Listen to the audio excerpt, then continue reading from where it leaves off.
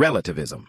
A liberal enshrined axiom, but more than that, it's the central doctrine of the Marxist faith.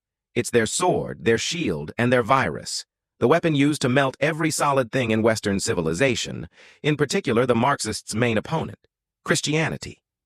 So, what is relativism, and how does it tie to atheism? You have to understand why these worldviews fuse together, stitched like a Frankenstein. But the parts click together like Lego pieces built in hell.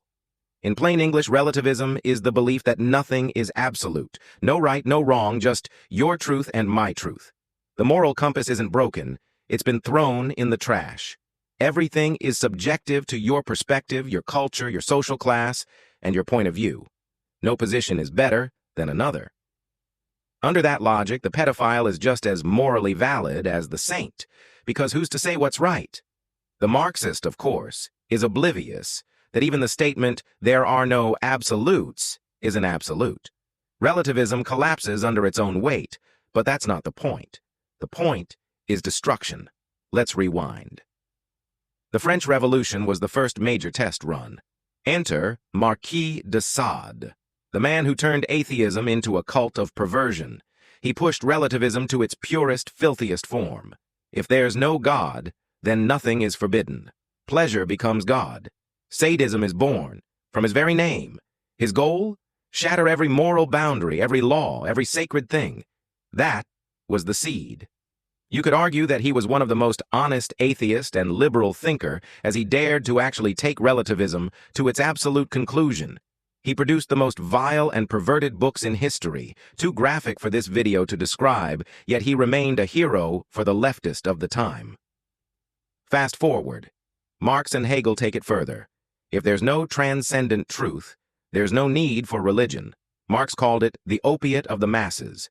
Religion must die so the revolution can live. When violent Marxism failed in the West, they changed tactics. The cultural Marxists of the Frankfurt School realized you don't destroy a civilization with bombs, you do it with ideas. Through the schools, the media, the art, the family, the church. Replace faith with doubt, replace duty with pleasure, replace truth with perspective, and call it progress. Relativism became their smokescreen. It starts harmless. Live and let live. This is the start of the slippery slope of concessions. First it's feminism, then it's gender, then it's whatever comes next. Bit by bit, the family erodes, the church subverted, and the nation forgets who it is. Your Christian culture is not superior to others. You are told, it is worse than all the others. The Marxist tells you with a straight face as he welcomes belief systems that allow marriage with 6 years old, polygamy, or others who eat cats while performing voodoo ritual. The Christian were the oppressors! He screams. When the so-called noble culture were performing child sacrifice on top of Aztec pyramids to appease their gods.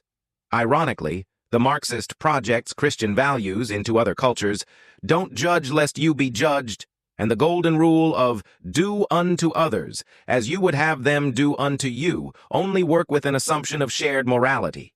They are subverted when used to guilt by rationalizing evil and even turning it into good. That's how the Marxist wins. By convincing you that defending your values makes you intolerant, by shaming you into silence while they march through every institution, until they decide even speech itself must be regulated. Marxism has never been about compassion. It's about control. It's built on envy and resentment, dressed up as justice. And behind it all are the same types: the rich activists, the spoiled elites, the professional victims, people who've never built a single thing, yet want to rule everything. They all crave a big government that they can control. Relativism is their theology. Chaos is their sacrament. And unless the West rediscovers truth, they'll win by convincing you that there's nothing left to fight for.